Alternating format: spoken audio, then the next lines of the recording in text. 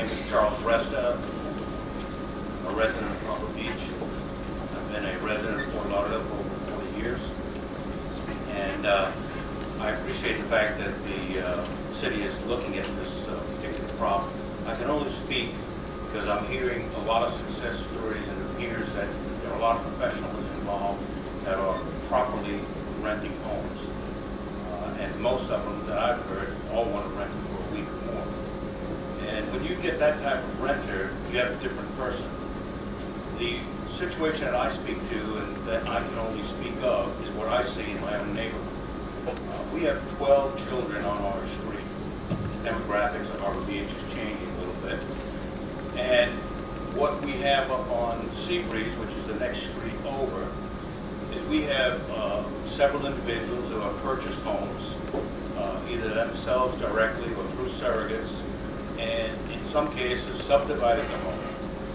But in most cases, just going ahead and leasing it to anyone. Daily, weekly, anything goes.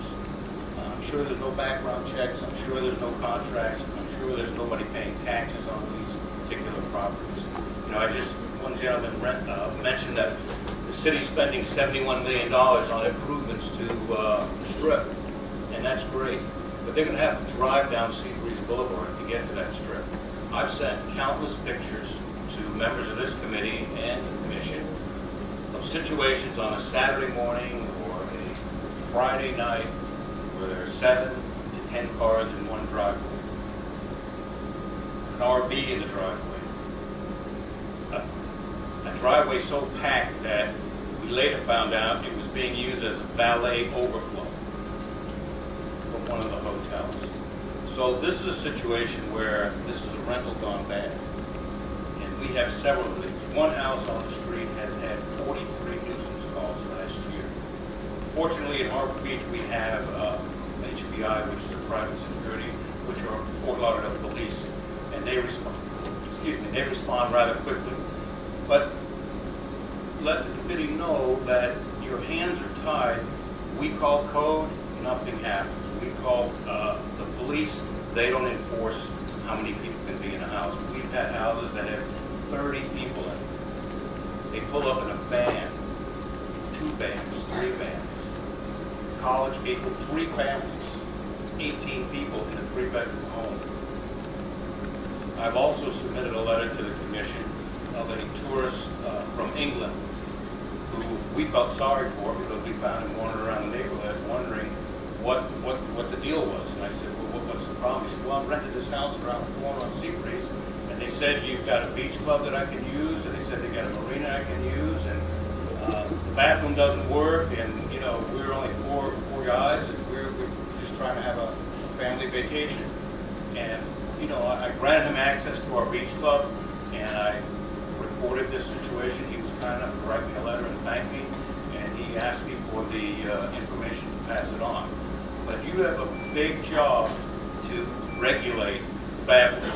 There's a lot of professionals in this room that do a fantastic job, and it's not impacting the neighborhood. We have 12 children on our street, and we like to know who's living next door and around the corner.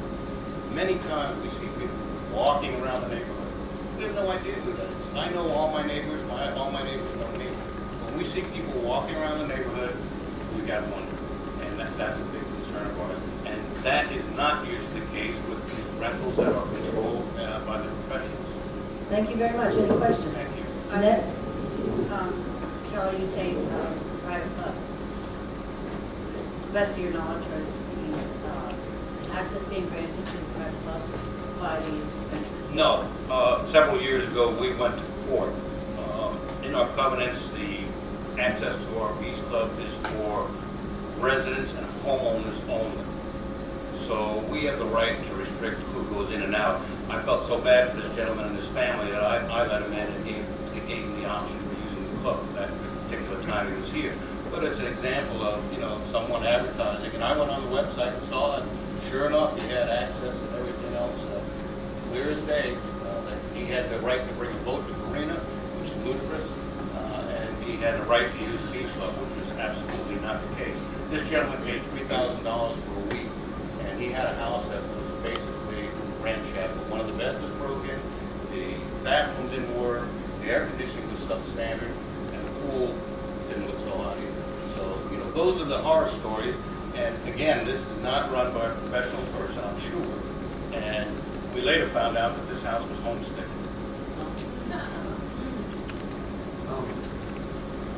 How do you restrict access to the street where kids live? Well, we don't generally, there's no, restricting access. You know, people ride from the neighborhood and walk all the time up and down our street.